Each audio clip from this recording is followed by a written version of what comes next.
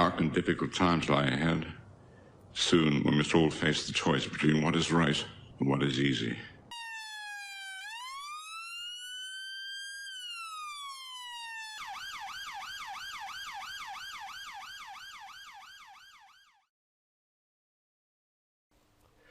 How you doing, folks? Just thought I'd share this quick video with you. Now, as you know, I like to let the authorities know when we are not impressed by their behaviour or what they do. Over the last few days, I've been expressing my concern towards Metropolitan Police and Merseyside Police with regards to withholding vital, what I class as vital information when it comes to describing people who are attacking others. I don't agree with anybody using violence against anybody, and in order to catch these people, the police are putting out descriptions like, for example, one was wearing a bubble coat and one was riding a bike. And that's like the only description they're giving out. I mean, for fuck's sake, you're asking the public to help you, but you are not giving us anything to work on, you know? I even called the Metropolitan Police after the acid attacks and asked them, can you tell me the ethnicity of the attackers? And yet he turned around and said to me, it's not something that he can tell me. Not something he can tell me. But yet the police are asking for witnesses, are asking for help to catch these people. And even today, as far as I'm aware, the people that committed the acid attack are still at large, which I find baffling.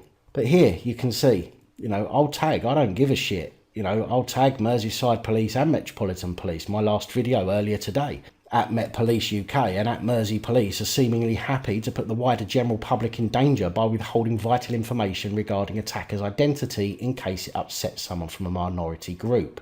5 hours previous, maybe if you gave a description other than one in a bubble coat and another on a bike, then perhaps the public could help.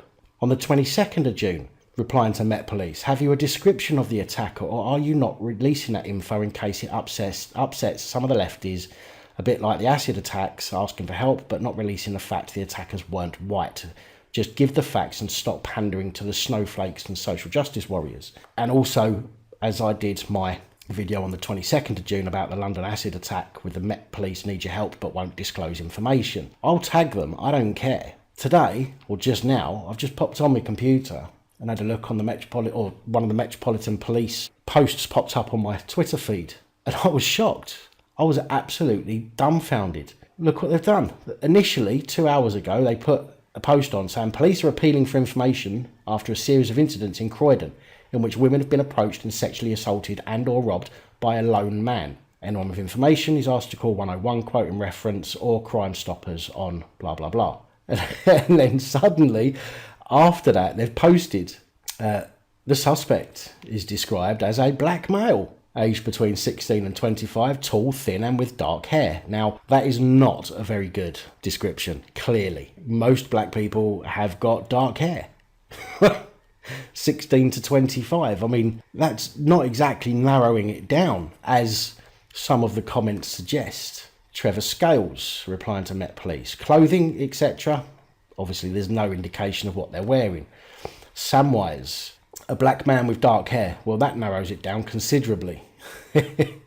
There's a few memes on here as well. Well, that narrows it down. And again, just showing a black man.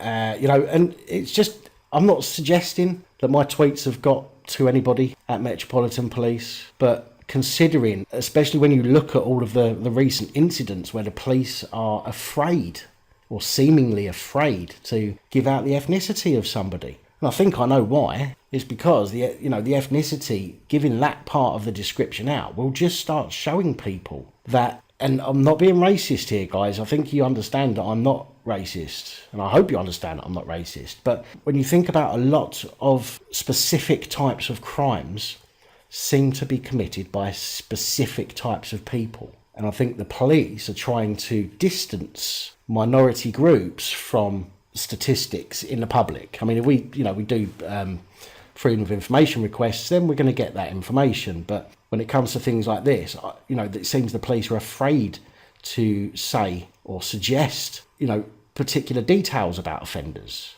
If you've committed an offence, you don't have the right to worry about your feelings being hurt. It's the people that are affected by your offences. You know, they're the ones that we should be concerned about, not the people that are committing the crimes.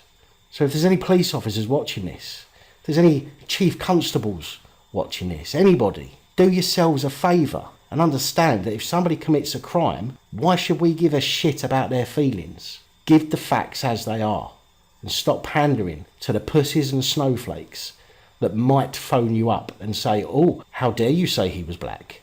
Or how dare you say he was Muslim? Or how dare you say he was gay? Or whatever it might be. Just stop it and do your job and let us help where and when we can by giving us the facts and help us to remain safe by letting us know, you know, the details of the offenders so that we are not opening ourselves up to similar incidents. But as I say, I don't know whether or not my tweets to the police are getting through, or whether it's, you know, whether they're getting you know, pressure from somewhere else. But it's nice to see that even after they had put this initial post out, they added to it as the suspect is described as a black male aged between 16 and 25, thin, tall, with dark hair. Although that's not going to narrow it down, it's not going to make it easier for anybody to help identify him. I'm just glad that they are giving a bit more information. So just wanted to share that with you as it just pops up on my timeline on Twitter. So thanks again for watching. Thanks again for taking the time. Don't forget to like and subscribe if you haven't already. And until next time. Good night, all.